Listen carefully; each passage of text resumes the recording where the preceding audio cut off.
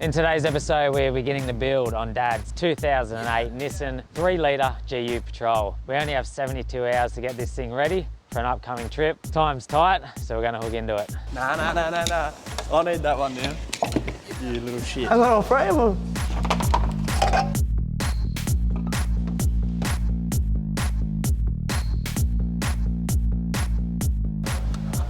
Oh, we're doing. You'll become one with the car on these things. Dead. That's what's going to happen to Gary in the middle of a track. Proudly supported by Opus Campers, Ultimate 9, Tread, Superior Engineering, GME, and in part by...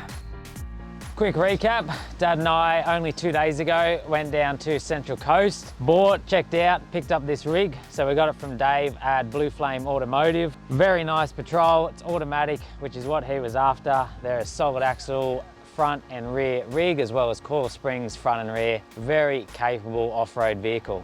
A super nice condition inside and out, very tidy Grandpa spec model. While it is Grandpa spec, it does have a few basic mods to help him out, get him started. It's got an awning and roof rack, which is definitely going to use, come in handy. A snorkel. In the engine, it has a 3-inch exhaust, catch can and tune, just to help wake the auto and 3-litre up a little bit. And then it's got a 2-inch lift, just some basic sort of 32, 33-inch all-terrain tyres on it. While it does have those few modifications done to it, this trip we are doing in a few days is going to have some tougher tracks in it. This rig's going to be put straight to the test. So we're going to start with what I believe is the #1 mod you should do if you're trying to make a vehicle more capable. It's not a huge lift, it's not massive tyres, it's a locker. A locker will get you further off-road than any other mod, in my opinion. Now these Patrols do come with a rear LSD, limited slip diff, which really helps the rear out in the back of these things. It's quite a well put together LSD, I suppose, better than what you'd see in a lot of other vehicles. While it's not as good as a locker, when you're on a budget, it's not really worth pulling that straight out to put a rear locker in. You're much better off going with a front locker, so that's what we're doing.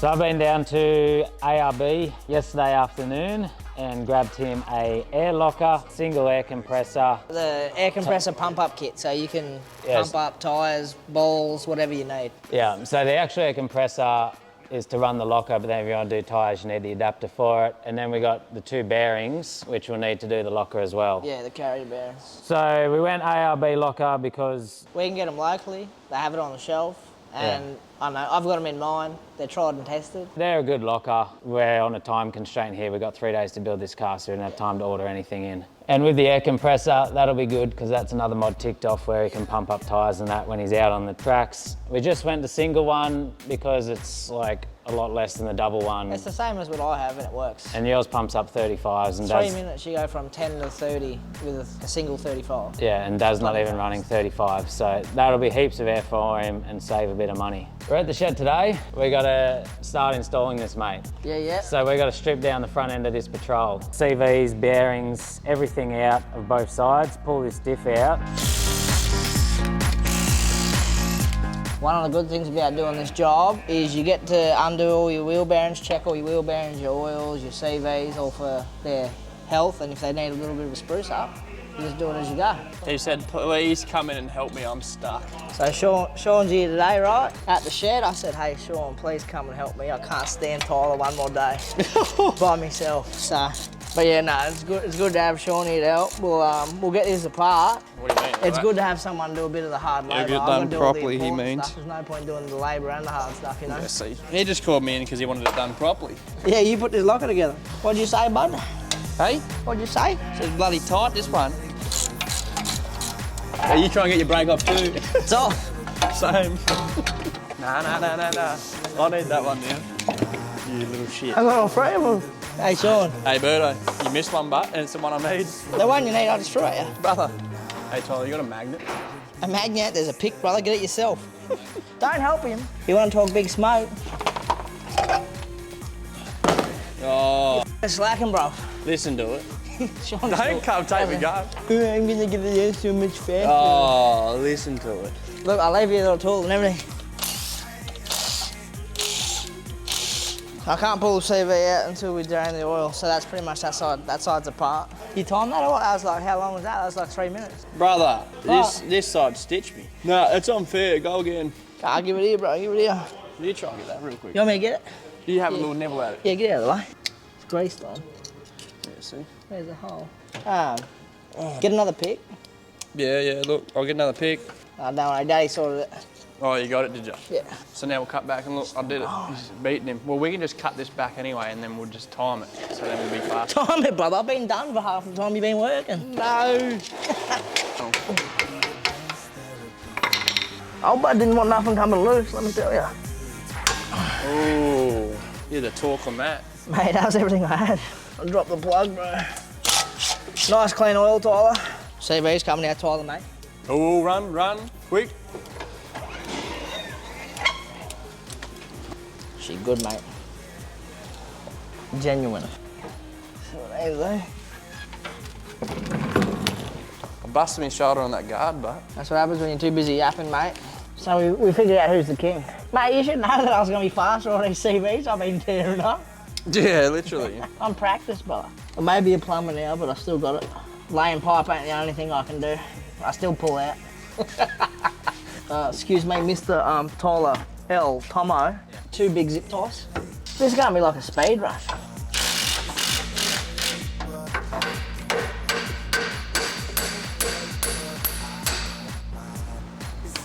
What have you done to me?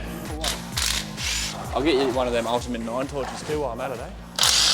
Maybe even 2 if you like. That's the ultimate torch. Who? The ultimate torch for the ultimate man. Oh, we're getting a phone call on the job. Who's calling me? No, you can't answer the phone, brother. Hello? B&S What's going Customs. Yeah, nah, mate, we're just here working on 12 Thompson's car, yeah. Everything looks good so far. Nothing out of the ordinary. Like low-K vehicle, you can tell. It's a pretty good thing. Surprisingly, no oil down here, mate. No leaks. It's a 3 litre. That's count your blessings, mate. Get a lottery ticket. There's a Sean bloke just going to take a phone call mid-work day, mate. I'll tell you.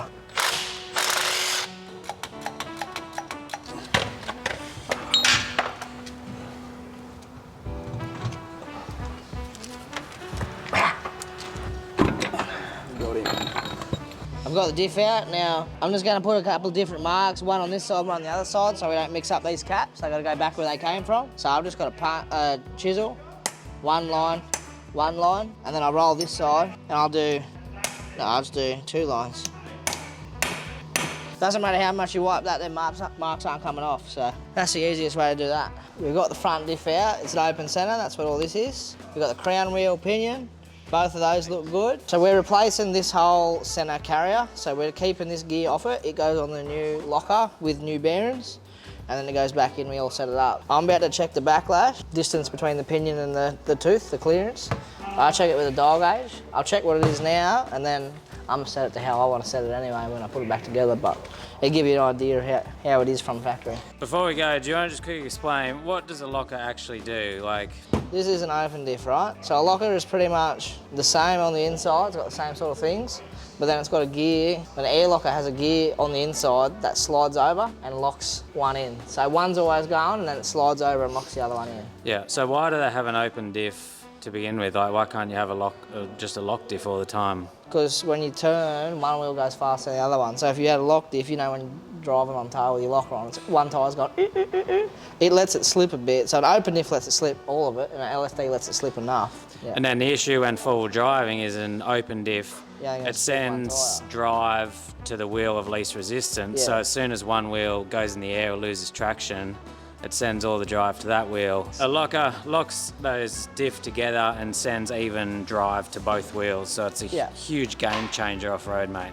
It is, it's a big benefit. I'm undoing these tabs here. They're the lock tabs that stop this ring spinning. If you don't have them in there, they'll probably work themselves loose, and then your diff blow up. You seen how to use one of these before, Tyler? I've nearly got it on 0. I'm not messing around getting it to 0, because I can just count, hey, I'm on 1. And then you go all the way the other way, and that's where it stops. So that's, what, 21? So it's got 20 clearance, which is pretty good.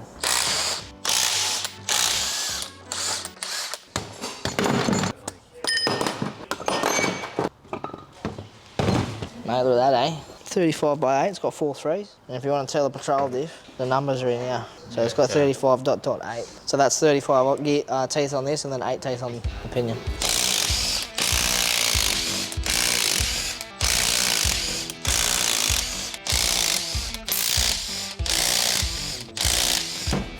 So we reuse these bolts. And now this is a paperweight. Paperweight. Mate, Dan's probably gonna watch this and go, Christ, Birdo is a redneck. I think everyone's going to think that, mate, when they watch it. Mate, don't be silly, mate. This is the pinnacle engineering, mate. Mate, I've got a front diff in the back of my car, mate. Yeah, That's how backwards you are. yeah. Look at that, mate. Mark the bearing caps, mate. How we should do it, mate. Checking the current backlash. You've already done all the steps, mate, before you even opened the booklet. So high pinion diff, this is the spot where you have to drill the hole. Figure out where that is on the inside, then I'll get the drill out, drill a hole. X marks the spot, bud. If I drill it from the inside, all the shavings will go in the gear. If I drill it this way, all the shavings just go on the bench.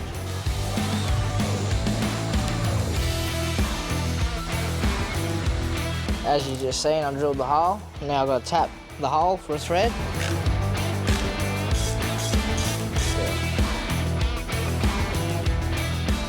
So he's in there, he's through, he's beautiful, mate. Mate, I can't believe how good that hole come right through on there. It's like I knew what I was doing or something. Yeah. Yeah. Like you've done this before. Yeah. Boom. Lock 'em, mate. Then clean these two surfaces where they're about to mount to each other. Do you have to Loctite them when they go back in? Yeah, I bring Loctite. You definitely do. You know what happens if you don't? Matt Preston, that's what happens. Is that what happened to his diff? Well, there's no solid conclusions, but you asked it. That's what it looked like to me. Mac, if you're watching, mate, we want answers. Uncle Paulie, mate, he pulled it apart. So I'll get all the oil residue off these, so Loctite and that'll all stick good. Then I'll put that gear on and then I'll press some bearings on and then we'll set him up, put him back in.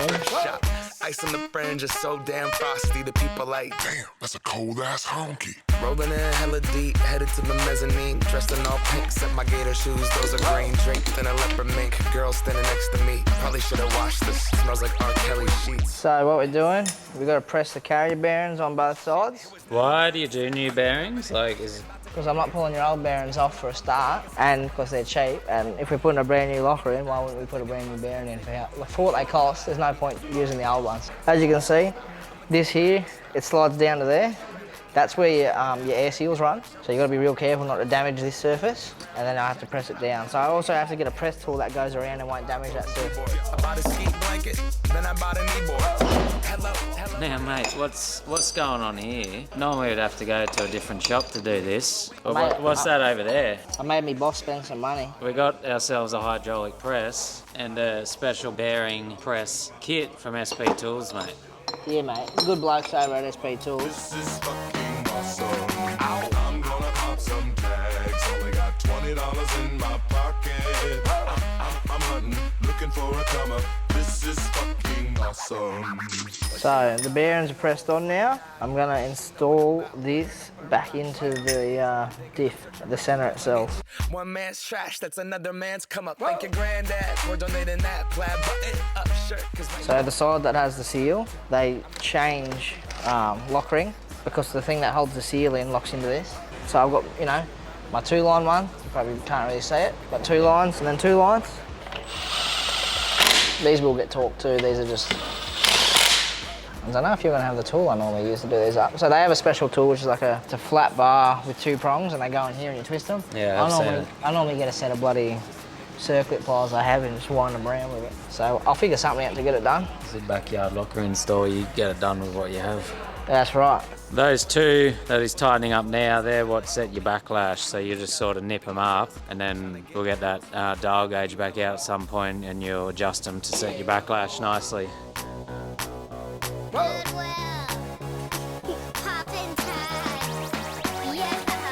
Backlash looks all good now. I've got it set to spec. Can't ask for much better than that. I'll put the lock tabs on, put the seal housing on with the O-rings and I'll get that copper pipe all bent up. I'll wear your granddad's clothes. I look incredible. So there's a copper tube that lets air through. So these seals go in these channels here and that slides on here. And then there's a hole in the middle of that. So there's a hole there where the air comes through. The seal is on each side of it. so it only lets air go down through into there. If your air come out past here, your seals leak, your locker don't work. And then, yeah, it goes down in through there, through the middle of your locker. It says to get some oil and just give them a little oil, so I'm going to do that real quick. Make it easier if I pull this out, poke it through and then do it back up. Yeah, try and get these on without damaging the seals. You have to run this so it doesn't hit anything. Avoid hitting all this, and then down in there, you've only got that much room to sneak it by.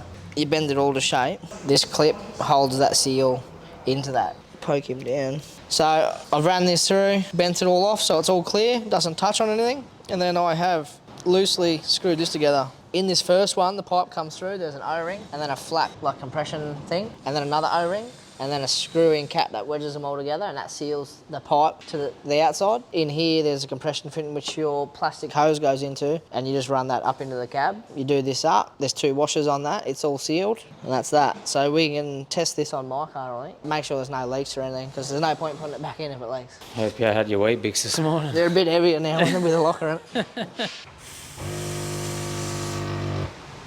So that's you plugged it into your setup, and you hear, when you undo it, you hear the air come out, compressor turns on. When it's tight, it's all airtight. So Sean, good bloke, has actually been sorting out and organising the single air compressor install in the car, which is going to run the locker. Put it in a spot where we can plug the hose in, and Dad can use it to pump up his tyres. So that fits nicely under the driver's seat there.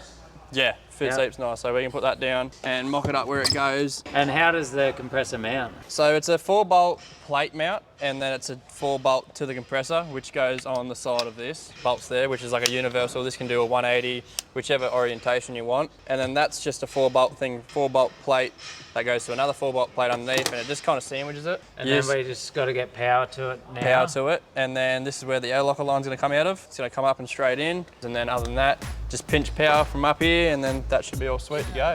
Time to go WWE WrestleMania mode with this diff, mate. With the new locker all installed and tested in Dad's front diff, it was time to get it back into the Patrol and rebuild the front end. CVs, stub axles and bearings all looked good, a fresh batch of diff oil and she was ready for action. Sean and Berto got the compressor mounted, wired up, ran the air line, and that was day 1 done of the 72-hour Patrol build.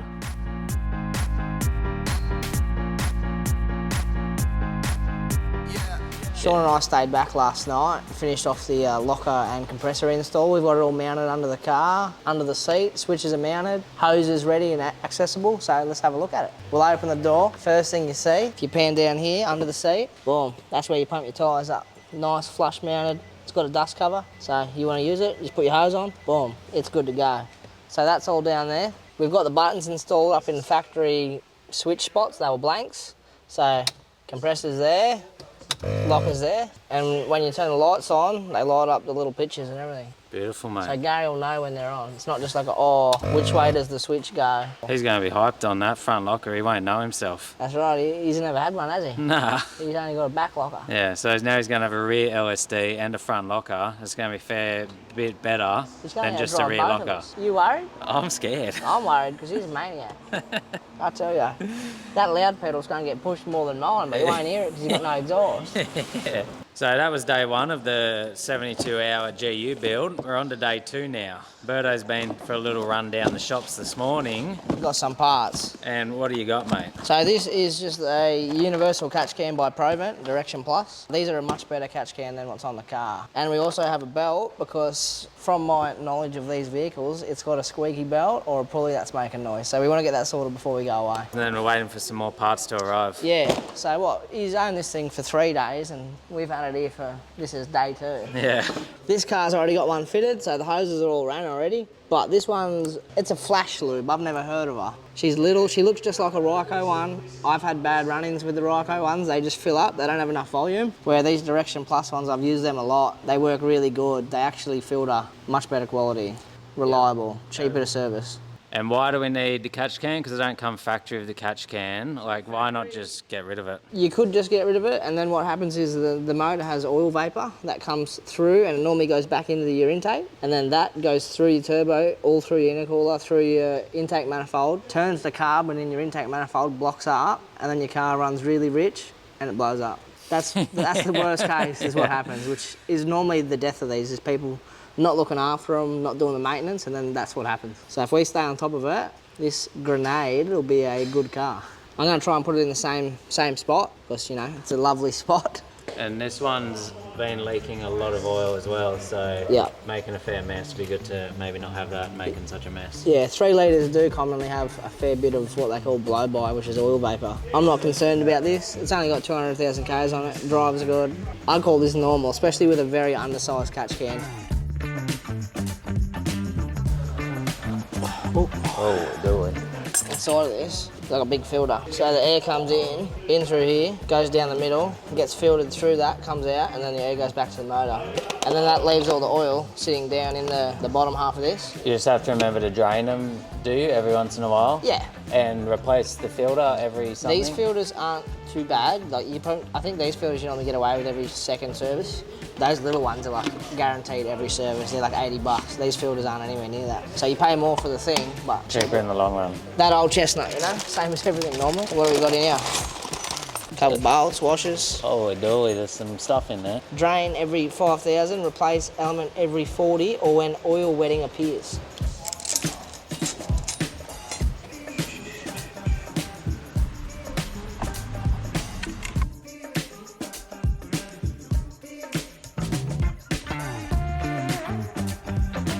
Catch can all done and installed. Beautiful job, mate. What's next? Next is I'm going to pull the original belt off. Going to spin all the pulleys, make sure they're all good, put a new belt on, see how we go. And you reckon this job's a bit of a pain in the ass? On these, yeah, it's not like look like you can't get it from up there. I'm pretty sure you get it from the bottom. Yeah, so you got to get down under the car and try and pull everything. Yeah, they got a funny tensioner too, and they always seize, but I asked Bursons if they had running stock, and they did, because if they didn't, I probably wouldn't even try and do this. Yeah, okay, so... If it breaks, it'll be stuck. Where it'd probably still go on a trip, it'd just be worst case, it'll break. Yeah. We'll hook in, we'll get it done. A little Ultimate 9 torch, get the job done. Yeah, mate. It fits everywhere you want it to, plus more. Old belt's off. It's not terrible, but it's not great. It looks like it's running real deep in there. Could even just be that making noise, because it'd probably run on that on the tensioner, on the back. You'll become one with the car on these things. So I'm just spinning the pulleys, each individual pulley. If they're worn out and rusty, they'll make a growly noise or they'll have play in them. It's got a new alternator, so we know that one's more than likely good. The water pump one feels good. I suppose I'll go down there and wrestle the new one on there. A fresh belt when you've just bought a second-hand car is always a good thing to do anyway. $70, mate. Yeah. Look at the size of it. You do hula hoops. That's another thing we've been doing in this episode, first build episode, as things have been happening. Just giving the car a full check over, checking all the fluids as they've come across them. But yeah, everything's been really nice throughout it. And Dave from Blue Flame said he'd given this thing like a full service inspection. Good look over and that before he handed it over to us. Good bloke. Didn't change the belt, but Dave changed the belt. The belt's back on, so now we're going to give it a start up. Hopefully that noise is gone, everything looked good. Where's the noise? There's no noise. It's gone, mate. In the bin. None of that Next job, the package just turned up at home. Demi's gonna bring it in, mate. So while waiting, we'll muck around on some 80 over here, but that's in a different episode. Back into the Patrol, Demi's brought over a little package that got delivered at home. What is it, mate? We have the Ultimate 9 throttle controller. That's the newest model. So Dad's been running the old model in his MUX for what, 5 years or something? Yeah, he loves it. We thought we may as well give him one for this car. Where he's going to do a whole bunch more technical driving, he's probably going to need to change this around. Yeah, so this one's like the upgrade from the old version. You can control it with an app on your phone. It's got like a bunch of different modes, sort of already pre-suited to different off-road scenarios. Yeah. And I know the cool thing about these, they've got what they call a lock mode. So you can hit the lock mode if you're parking it somewhere. It's a safety feature and it disables your throttle. So if someone goes to steal your car, mate, they put their foot down. That's right, they're not going anywhere. They're locked out. I reckon the best bit will be when Gary gets carried away in the moment and he's not thinking, hey, I need to use a different setting. We can just go on the app and change it without even knowing. Yeah, we'll have the app on our phones because Dad's not too much of a smartphone man. I might be able to make a little prank on him. Yeah. Mate, we'll be able to lock it out on him. I reckon we lock it out in the middle of the trip. We won't tell him you can do it. And in the middle of the trip, we'll go, oh no, your car's broken, Gary. We'll get him, mate. But yeah, we'll chuck that in. It's a quick 5-10 minute install. If you pulled out of the box yet, have a look what's in there. Pulled it out, but look at that, mate. Flash. So that's your little screen, which we'll just put up near your steering wheel somewhere. I've never installed one of these. If I can do it, most people probably can't do it. But nah, if I can do it, everyone can do it. So what do we have? We just have the adapter, so plugs in between your pedal, and then this one comes off, and you run this wherever you want to plug this, and that just plugs into that. It's easy as that. Throttle pedal with a plug on it. I'm gonna find that, unplug that, plug this in. How's this? The Ultima 9 light, shining the light for the Ultima 9 EVC install. Some would say this is the ultimate setup to do this job. So plug that where the original one was. Use the original plug it into the other side. We will tuck that up. I'll find a nice little spot for that shortly. Just there, nice and close. Out of view, but when you need to see it, you can see it. I'll plug him in here. What was that, about a 3-minute install? So you can just hit your button and scroll through all your different modes, and you can even run it on a factory there as well. That's going to be the easiest install of the build, I reckon. Doesn't get much more simple than that. They don't give you any more power or anything, they just increase and decrease the response of your throttle, I suppose you'd say. And we find they're really helpful if you're trying to do some slow technical stuff and your car's a bit touchy and jerky. You can like tune that down, smooth it out. Or if you're in a tight, sticky situation, you're trying to get a speedy takeoff, you can increase the throttle response and really help get you out of that. So I've connected to it. So we're on Ultimate 9 now. You can go anti-slip, factory, Ultimate, so that's Ultimate, then you can change it. Or you got launch, which leaves it on 1 or whatever. Reminder, the pedal lock, do you really want to continue? So I'm working, okay. Dead. Here's what's going to happen to Gary in the middle of a track. and then, just unlock it, boom. Just when we're guiding him on a track, you just grab out your phone, just hit lock. So Gary, I'm just taking a video, and then just like that. You're going nowhere. I'll probably have to be pretty close to him. I'll do it while I'm spotting him somewhere, but I think they've even got a valet mode, and normally valet mode is like very minimal. Yeah, I was reading on their website, that's like when you're parking, it decreases throttle response by 50%. I think that's going to be about all for day 2 of the GU build though, because we haven't had any more parts turn up. So we're going to have to hope that the rest can get organised tomorrow, day 3 of this 3-day build. So, day 3, we're here, couple final mods. We're going to put a UHF in this so Gary can talk to us. We've just gotten him a little basic UHF from GME, nice, good quality aerial. We figured we'd give him the basic aerial handheld because Gary always hits button and we can't talk to him half the time. So he doesn't know how to fix it. If we get him one like this where there's no buttons on this, he can't mess it up. He's there for camping, but he ain't there for technology, let me tell you. We got the most basic, idiot-proof one you could get. Yeah, it's still good quality and everything. It's a 5-year warranty. GME, Australian brand. Good to go. Mate, last day, the 72-hour build, we'll get this thing mounted in and then he'll be able to talk to us. Yeah. So because the buttons aren't on the handheld piece, like you just got your on-off to talk, they're on the controller here, so I just have to mount that somewhere where we can change it if needed. And we're thinking that we'll probably just put it on this thing here, drill it in, and those things are sort of an easily replaceable part if you ever want to do it one day. We don't want to drill into like all the main dash area or anything like that. Once the box is mounted, we'll be able to get power to it, and then we'll be able to send the wire through to where the aerial's going to mount out on the bull bar there, and that'll be it set up and installed. Compliments passing up on those moccasins. Someone else has been walking in by me and grungy fucking man. I am stunting and flossing and saving my money, and I'm hella happy that's a bargain, bitch. I'ma take your grandpa style. I'ma take your grandpa style. No, for real. Ask your grandpa, can I have his hand me down? It's all in and mounted. We're not going to put that anywhere yet because we're going to wait and see what. Yeah, you reckon? Yeah, like duck 10-4, mate. That's alright, it's pretty loud. Probably good that you have it there so you can actually hear it. Not like the XRS. Yeah, over. Radio check. Well, there you go, it's pretty loud. But yeah, with the 370s you have one inbuilt on the microphone hand holder, and then you've got one down there. So I'm just going to sit it down there for the moment. That's easy to grab, and then we'll see where he wants to mount it, and we'll do a final mount of it somewhere when he decides, but that's pretty easy for him to grab now anyway. UHF's in and installed, and that's her all done, mate. 72-hour build. It looks exactly the same as what it did 72. No, it doesn't. It's got a way better aerial. Look at this. GME. Heaps nicer. Heaps nicer. But look, we were hoping to get a bit more done to it. We've had rims turn up inside, some very nice rims for it, but the tyres did not turn up in time. So we're going to do tyres, rims, and we're going to get rock sliders, but you can't really get rock sliders in 72 hours. That's not possible. We tried. It wasn't possible. Didn't happen. Didn't happen. So that's all he's getting. And he's going to send this on its first trip, as is. Fairly basic, I suppose, mate. It'll be more than enough. Yeah, it'll get the job done. That's it, I suppose. You put 35s on it if you want. We do have spare 35s in the shed, but that's not what Gary wants. We thought we better not. No. So it'll be good to just see how this goes as is, sort of stock standard-ish, with a few hidden mods in there on the trip. I reckon he's going to outwheel you. It's possible. It might happen. It's going to happen. He's got that throttle controller. You don't have that. Yeah, that is right.